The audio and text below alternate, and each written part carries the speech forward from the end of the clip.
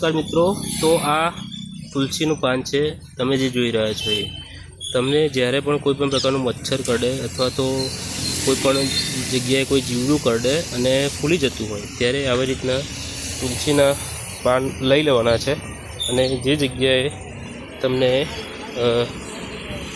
ઝીમતું થઈ ગયું હોય અથવા તો જે જગ્યાએ ફૂલી ગયું હોય એ જગ્યાએ લેજો ફોન પકડજો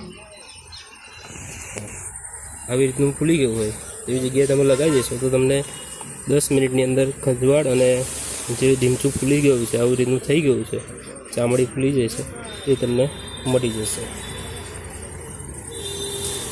આવી રીતે તુલસીના પાન લઈ અને એને ઘસી દેવાના છે।